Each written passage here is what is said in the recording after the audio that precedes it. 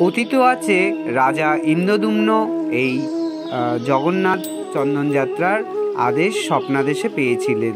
তারপর থেকেই এই চন্দনযাত্রা শুরু হয়।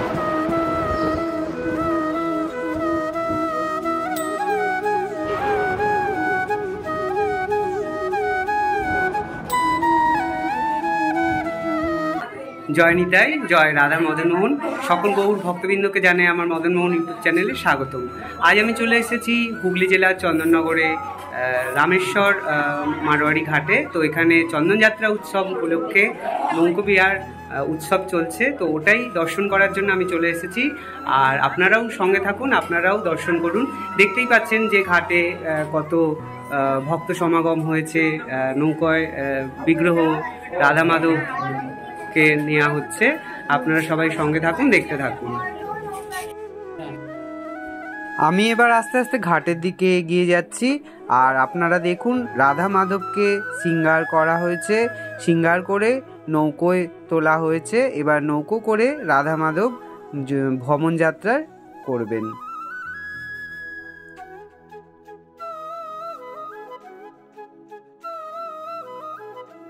এই চন্দনযাত্রা উৎসব আমাদের পুরী ধামে প্রচুর বড় করে, অনেক বড় করে উৎসব পালন করা হয়। আমার তো পুরীতে যাওয়া সম্ভব হলো না, কারণ প্রভুর ইচ্ছা যেখানে হবে সেখানেই আমরা যাব। তো তাই পুরী ধামে যাওয়া হলো না, তো কি আছে, আমি চন্দননগরে আমার এক বন্ধুর থ্রুতে আমি এখানে চলে আসলাম এই চন্দনযাত্রা উৎসবে নৌকোবিহার দর্শন করতে। সাথে আপনারাও দর্শন করছেন।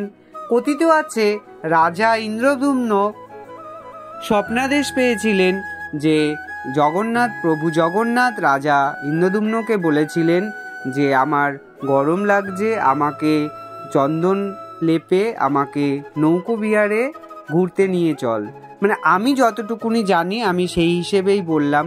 হয়তো এই কাহিনী আরও অনেক কিছু আছে, আমরা তো সবাই সব কিছু জানি না। আমি যতটুকুনি জানি আমি সেই হিসেবেই বললাম। তারপর থেকেই আমাদের এই রীতিনীতি চলে আসছে চন্দনযাত্রার নৌকোবিহার উৎসব। ভিডিওটি সবাই দেখুন, আশা করি ভালোই লাগবে। আর ভিডিওটি ভালো লাগলে অবশ্যই একটা লাইক করবেন আর শেয়ার করবেন। আপনাদের একটা শেয়ারের মাধ্যমে এই ভিডিওটি আরও ভক্তদের কাছে পৌঁছে যাবে।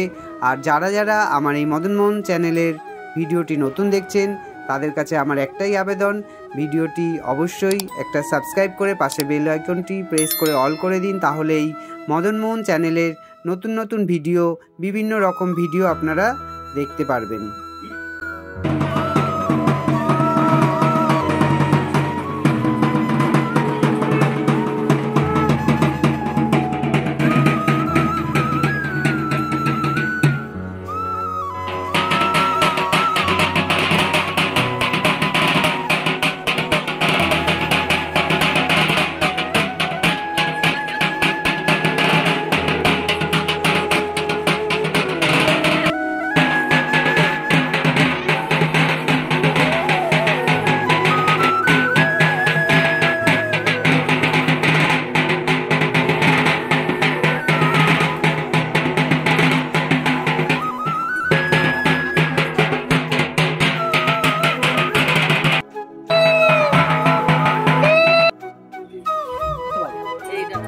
মুখটা অন্ধকার হয়ে গেছে।